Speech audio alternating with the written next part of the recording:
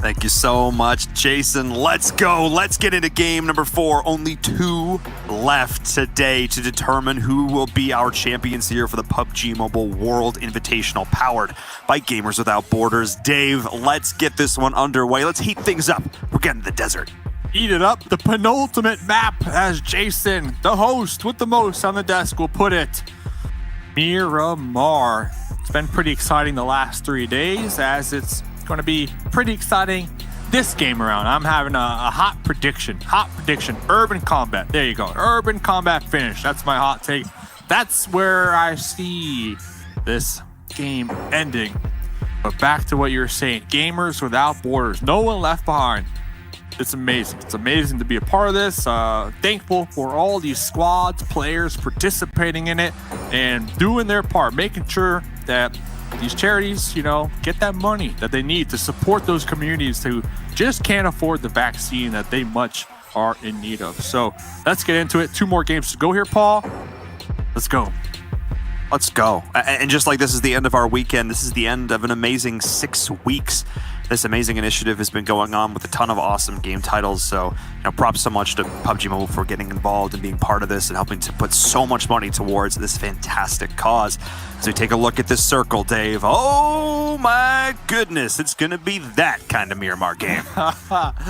Oh, you love to see it. If I'm Konina Power right now, trying to get those points to get that first place, $250,000 to donate to their charity of desire, I'm going to get a vehicle, and you know, I might even just full send it up there to the north and try to claim a town to myself before anybody else can. Because if they play the slow game, they might have a big challenge ahead of them. You got Shivas, who are going to be probably rotating in that general southern west area. You got UDR, Team Queso. Team Queso, last game, pretty solid push. Not gonna lie, pretty solid push. So it worked. It works. When it works, it works, right? That's what we always say. But the point being, Konina Power, they need to keep this in the back of their minds. I'm sure they know who is probably dropping in the general area. All you need to do is rewatch the VODs, rewatch the footage. I want to see how they can adapt when they're not favored in the circle. Well, we're definitely going to have to keep an eye on that as Alpha 7. Great position right now. Loca Nostra not too far. Clash going all the way up to Campo Militar, so they're going to be getting that nice loot up there in that military camp. We've got a couple of vehicles as well. Team Queso, though, part of the reason that push went so well for them the last game is because they were able to get 2 members of Alpha 7 down before they started it, which certainly is going to help. A 2v4 makes that just so much easier, which just goes to show why you should recklessly send into potentially 4 players when you don't always know who's there. So far, they're pretty quiet early start. I don't see too many crazy split drops, which you've seen teams get punished for in previous games. It seems like folks are somewhat sticking to themselves, or at least splitting in such a way that there's very, very little chance that they're going to get caught out. UDR Killers is potentially the only one that I'm looking at here. So looking at Guns and Extria Gaming, they're sharing El Pozo, but I don't think that's going to be a huge deal here for them. It will depend on how Guns wants to rotate on this next circle. Oh, but as I say that, there was one player, Dave. Did I curse him? Sebi, I'm so sorry. Not a clue in the world. And you know what? This reminds me of that game I was talking about that I played last night on Arangel. There was a bot, right? I baited out the bot. I took out the bot just like that, and then I hit the prone. I hit the prone, and I just waited for the enemies to come, and they did. I had that light machine gun. I was prone, and I let it rip, baby. I let it rip. So you got to be aware. You have to be aware of your surroundings is the moral of the story. And I just wanted to tell it again because someone in the chat said Dave didn't get a 1v3. I did. All right, relax. I believe it. I believe it. I'll post replay. I believe it. And not only that, I just love the new machine gun. It fires so quick. I talked about day one faster than a Vector. It does double the damage. But it is too much gun for me to handle if I don't swap it to the 660. There's 2 settings. There's the 990 setting and then the 660 setting. If I got it on the 990 setting, I hold the button down, 75 bullets. It's just out of there. It's just gone. Out of there. And I'm like, oh man, I missed my target. So I gotta lower it down just a little bit. I'm not ashamed to say that. You know, I'm not ashamed to say that. It's what I gotta do. too much gun for Hey, that's why we're talking about the game. That's why we're not the pros. You know, we can sit back and watch these experts get it done. We get to just sit back and try and analyze, break down what makes them so darn good. As we're seeing Clash, talked about it earlier up there, and we'll see. This crates keep falling. Maybe they find themselves one of those light machine guns, because of course now as well having that big gun. The other one, the previous crate weapon out here on the map, always looking towards that M249, because it has been. I feel like you've said this meta multiple times. At least one player on the team always seems to have one, because it just offers you so much. And I also see it often in the hands of these more traditionally support-esque players, because you can sit back and play a cover position and you never have to reload. 150 if you got that extended mag. Yep. That's insane. You can offer so much supportive covering fire. You can help your teammates make risky crossings, push for off angles, help pick up those kills. There's so much that you can do with this weapon. And I just love that, again, how long has this game been out? And it continues to feel new and fresh and dynamic. They're constantly adding these new aspects to the game, constantly forcing and challenging the players to evolve, to get better with different guns, to change things up. And it just makes it so fun to watch, because it's even, you know, from the last PMPL we cast to now, it's a different game. Yeah, and you know, you get, like you said, you get to watch these pro players. You get to see, you know, what weapons, what attachments, what they like to run, and you could just hop into your own game and do the same thing. And exactly. I was trying to pull a She-Fan last night. It wasn't able to come out as clean and precise as She-Fan was with that light machine gun. But like you said, and I've been talking about this whole 4 days, we're in a machine gun meta. Now that the M249 is on the floor, it doesn't make sense not to pick it up. At least one teammate, in my opinion. Like you said, it has the potential to just lay down that cover fire. It opens up a lot of potential, in my opinion, to really make some plays happen. As Tenta just, you know, checking out that sensitivity, making sure that bad boy's on point right there. It is on point. And I've been noticing, like, the top teams, Alpha, Coney Power, RTG, the top teams are those teams that are adapting to the new quick patches. Yeah, are changing up. They're not resistant. They're like, oh, M249, I'm not going to use that. No, they're like, oh, M249, we're going to make sure to use that. At least have one on the team. And we see that as well with UMPs. In the past, up close and personal used to be all about that Uzi. It went Uzi and then Tommy gun. Now, UMP all day. And we see it. We see these pro players adapting on the fly from one to the next day. And I love watching it, because like you said, we get to watch it, and all you gotta do, hop in the game, same thing. You try to do the same thing, and it's just a beautiful ecosystem to be a part of. And you get to go into the esports tab, you get to support your favorite team while you're at it. Oh, it's just a win-win-win. So much. There's so much, yeah. So much you can be doing here, because that's what we're doing. As these players are not doing, as they're all just chilling, because it's Miramar in the early game. RTG, though, the team we identified needing to change things up. Spotting out a player here from Destiny. They need to be cautious not to overextend on this push. They're being very smart about it. They know what's on the line for them as well. They have slowed down to a crawl. They put up 100 points yesterday, Dave. They are nowhere near that now. They need to make a change here in this fourth game if they have any hope of overtaking Alpha 7 way up there at the top. And talking about that esports tab real quick, yesterday I voted for Onyx. I got a couple points, so you know what? I took those points and I put those points on Destiny here today. Last game, not too bad. Not too bad. So far I'm looking pretty good when it comes to my esports predictions up there within PUBG Mobile. What I want to see, though, 2 more games to go. If I had to, like, really decide, I would be like, Destiny, you see the rotate out there. All right, your boy Mustache Dave's got his points on you. Try to get some vehicle explosions on RTG right now before repositioning. Try to go for those kill points, because in my opinion, I feel like that's what they're in search of, right? They're in search of just finding those consistent point games. And once when they lock that in, find that secret sauce, they're going to be representing Germany big time. They are indeed keeping their eyes on the prize. And you know, poor Onyx losing your points. But to be fair, Dave, Onyx is now in 14th. They have passed Team Queso. Onyx finished day 1 with 4 points. They functionally didn't play day 1. They have passed Team Queso playing 1 less day. Which, if I'm a Team Queso fan, Come on! Come on! Them and Godsent down there at the bottom having a bit of a struggle. Godsent currently in 16th place, looking to try and change their fortunes here. Trying to look towards Nextria Gaming as we're seeing Alpha 7 getting involved in the Q feed. Uh-oh, Luna in a bit of trouble. What is she gonna do down there? Pinned down. Die. Coming down to the sniper battles right here. Early, mid-game, so much terrain to really work with. And those snipers on the squad really excel here early game. You really get to see their skills because, you know, Ergo, Sandhawk, they don't really have the room to work with when it comes to sniping, right? We see occasionally, you know, a sniper, a bolty shot here and there, but Miramar is like, yeah, it's snipers heaven out here.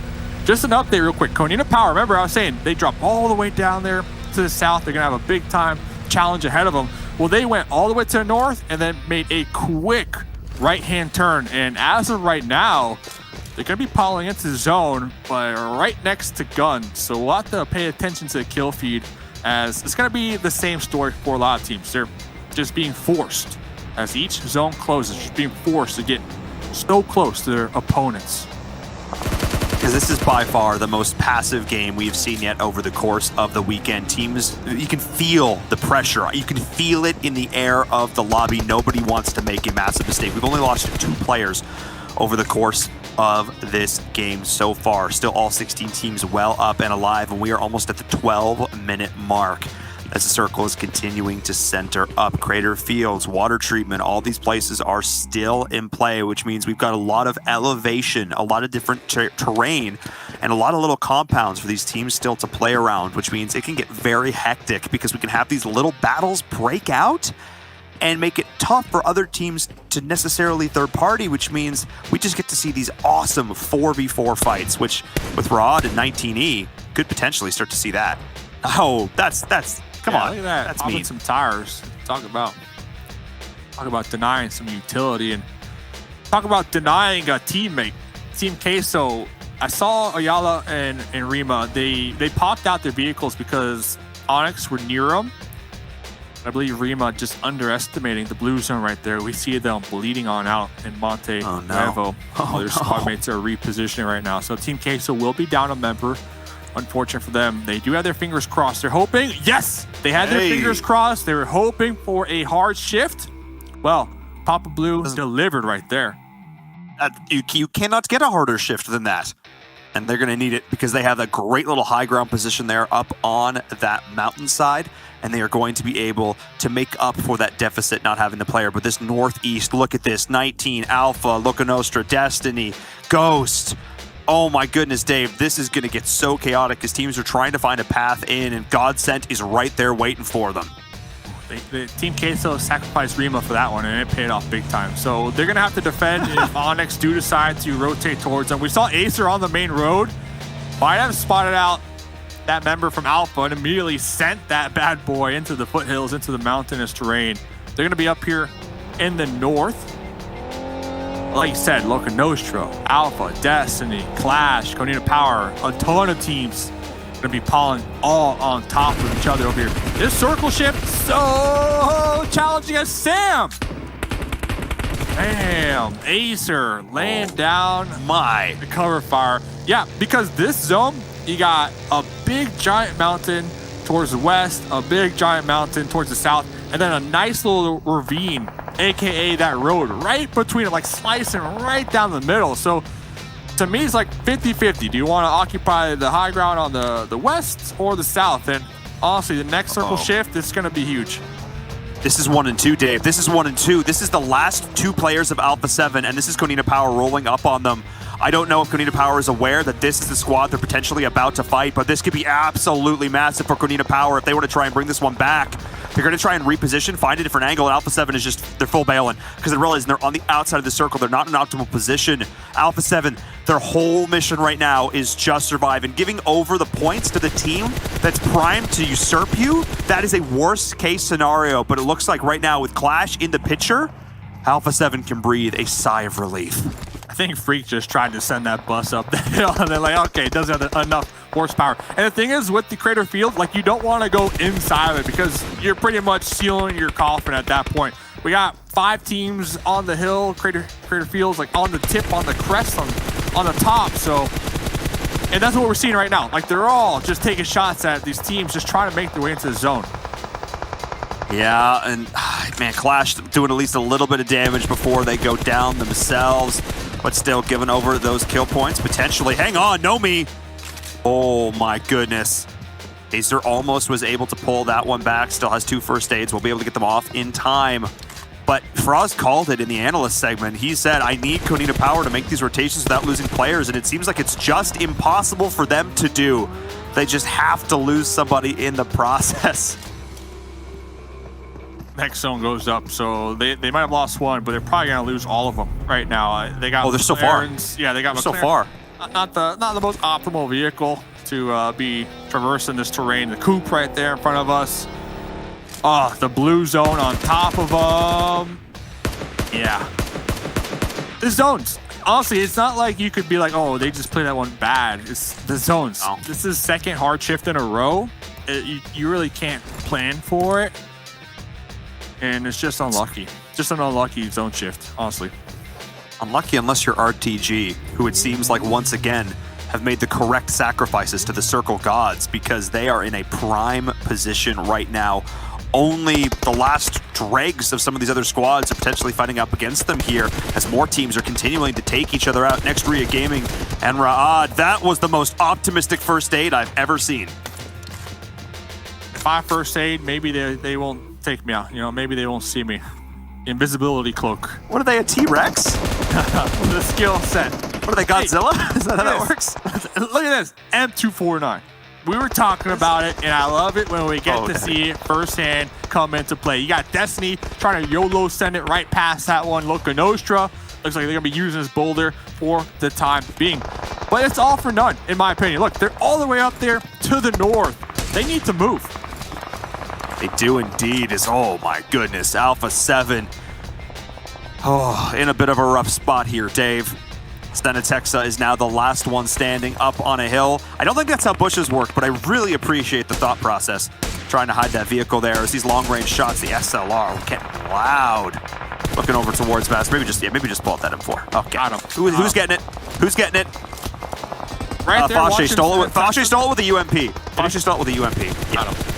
Got him. Oh, it's not over yet. It's not over yet.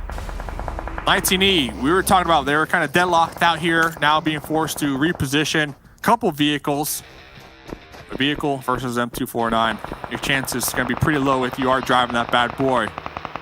We got Turkey down there in the zone, just laying down the fire, and all these squads trying to make their way in.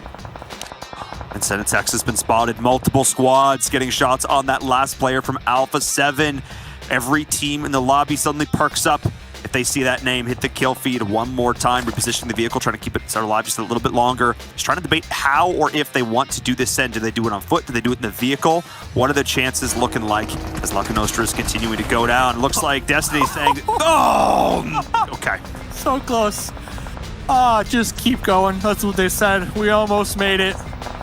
Just keep swimming as they're pushing on in. Up against G-Fan right here. The pre-fire on the corner, but the wall is there. Getting third party, though. This is absolutely huge for G-Fan, as he didn't have to do a thing. Destiny with the send, but on the wrong side of that line of scrimmage. G-Fan saying, okay, maybe I'm just going to stay inside because it's dangerous out there. G-Fan didn't have to move a finger right there. Talking about moving a finger, though. Sandro up here on the roof, cooking this grenade. Penta does not have the sight lines, but they will see that grenade get chucked up there in the distance, so they are going to be aware now that the enemies are right there. This is on the edge out here. Yep. To the east. Next zone does not favor them, so Ghost Gaming looks like they'll be popping into the party bus, flash bike, and they're just going to leave that one be. Absolutely the right call. This has been hard shift after hard shift after hard shift, and RTG have been on the benefiting end of it time and time again. UDR Killers is trying to put some long-range shots down into Ghost, but they are having absolutely none of it. But now they're going to have to go into that RTG squad. They are split. RTG is, which could be a blessing or a curse here. Senke needs to live. If he goes down here, there is no one who can save him. Senke, though, a strong player. We've seen him have some individual performance games, 8 kills or whatnot, but Spec, taking out that off angle El Chapo out there in the distance. So Carry Boy was able to pull up to Senke, They are going to be occupying this hill, but I believe El Chapo is just going to bleed out there. Yep. Yeah, and my eyes tricked me in the moment. It was El Chapo who was out on that off angle. Senke does have Carry Boy with them, but with this opening play, they are just running, Dave. Zero hesitation, zero shame. Full retreat, get on out of here because ghosts are coming to make us ghosts. And they are going to do just that. Senke with a scrap of HP just trying to live as that last RTG player will make it into the zone as Chapo drops. Yeah, right there, to me, that was Marshall saying, yo, fellas, like, you got to group up with me. I got this hill, I got the eagle eye in the sky. Timing might not have been the best, but Senke still will be alive. Is Godsent going to be pulling up? UDR trying to take the fight. They are indeed, as 19 is getting eliminated as well. So much action in the kill feed as Godsent. UDR Killers trying to get involved here. Lubomir is getting shot from the off angle. Good play to get down some smokes to try and create some covers. The nades are coming out. Sandra with the blind fire nade will do some damage, but the third party could still come on in here. There it is. Waiting for it. UDR Killers needs to be careful. Other teams giving Godsent a second to breathe. It's Chivas Esports at range with the M4. Nowhere is safe on this last-ditch Miramar map, the last one of the PUBG Mobile World Invitational. None of these teams want to go out quiet. What an angle we saw down there from Jacob. I mean, talk about having all the safety on your side just to pop that little window and third party that one. UDR, not safe. That rotation, that play was the play for Godsent, but underestimating the ability of the third party potential. You cannot underestimate that. Again, we, with our perfect vision, saw those other players taking damage. We saw Godsent in a bit of a rough spot.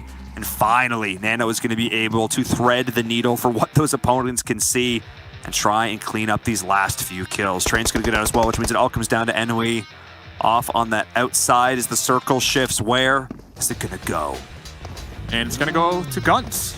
Guns having a great day. Team Queso, slow and steady. That sacrifice paying off as they still will have 3 up. Now, uphill battle for Chivas. And they're looking right towards Guns, but Guns is going to be in a great position to just rip them off the face of this map. This cover is not going to last for long. Fran needs to be... I don't even know what Fran can do in the situation. The smokes are going to have to be perfect, and they're going to need a little bit of luck as UDR Killers and Ghost are going toe-to-toe as well on the high ground. Tensa just continuing to ADS, try and find the shots. As UDR Killers does go down, Spec on the outside. Beautiful play from Ghost. Dave, where was this team all weekend? They're here now, and that's all that matters as I see a grenade getting chucked down there below. Chivas getting connected on. Freak looking to get the double trouble triple. Ah, that Bronco able to deflect it. Regardless though, oh, was that a pan? A pan? Yeah, regardless though, Chivas, they are just stuck. We do see the smoke, so that will buy them some time to reposition. But look at this, Hamoudi, MK14 in the bush. Talk about intel. Hamoudi is going to catch him off guard. Yeah, I think Pmwi, I don't think they realize that anyone from Guns has been able to rotate up this close. There is a gap in the smoke, and he can hear the footsteps. He's going to push up now, grenade in hand, caught with the pants down, but Luck's able to survive. That's absolutely huge. While all this is going on, Nextria Gaming is heel striding to the outside, as we're actually seeing Guns. Oh, the third party! This is huge! Wait, and Team Queso. From the blue, talk about playing spoiler. And Jacob, Chivas, they're still kicking. They're still alive down here. They are indeed. Guns is getting pressured on both sides. Nextria in the blue, Team Queso on the other side, they had to pick a fight. And so they tried to take it with Chivas, but they were getting exposed in that player out in the blue that they did not account for. Dave, you are absolutely correct. This is massive as Lord is finally starting to fight back. They're finally deciding we need to pick one of these fights, but it's a 1v3, and I do not envy them. And just like this, Chivas suddenly has a breath of life. Seriously, I mean, they still somehow managed to keep 3 up. Ow. Uphill battle.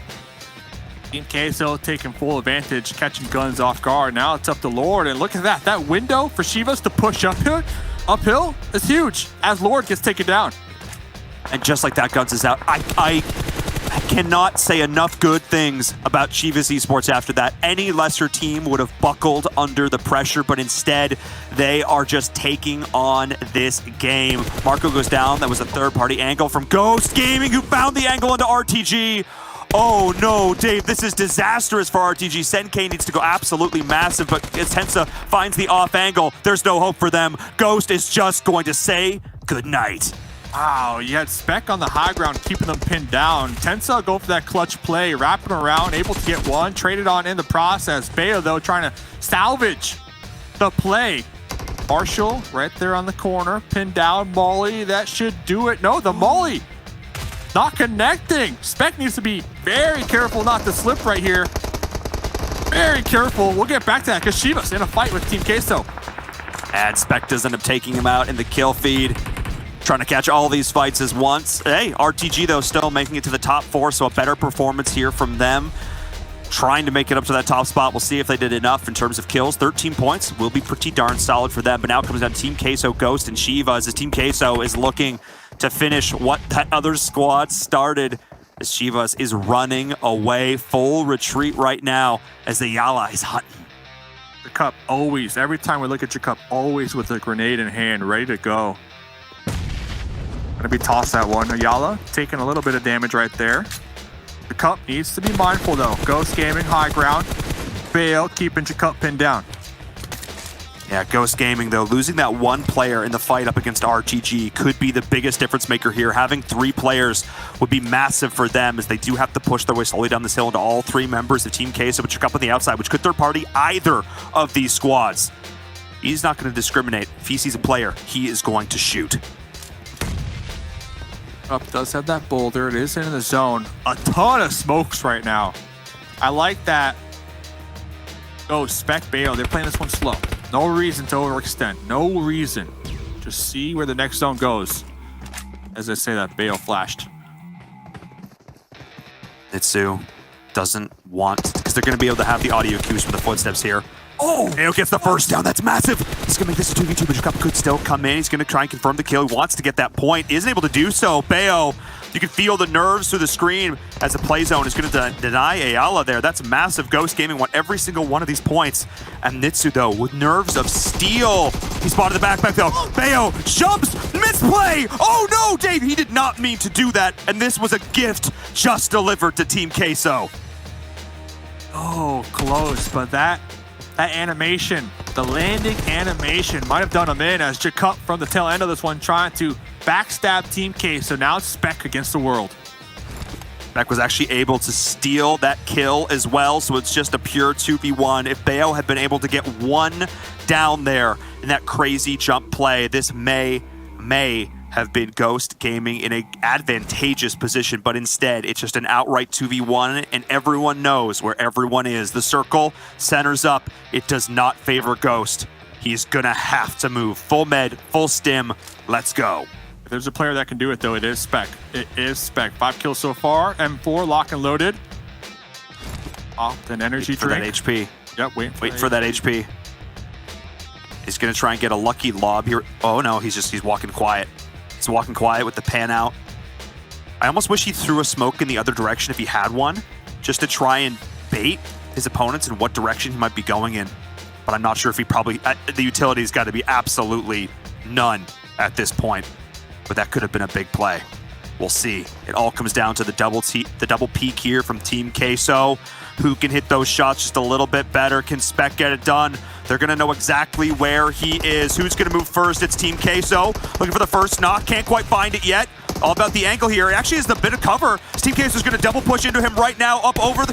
Can Spec find it? Gets one. Looking towards the other. Full HP. And he wins it! The 2v1!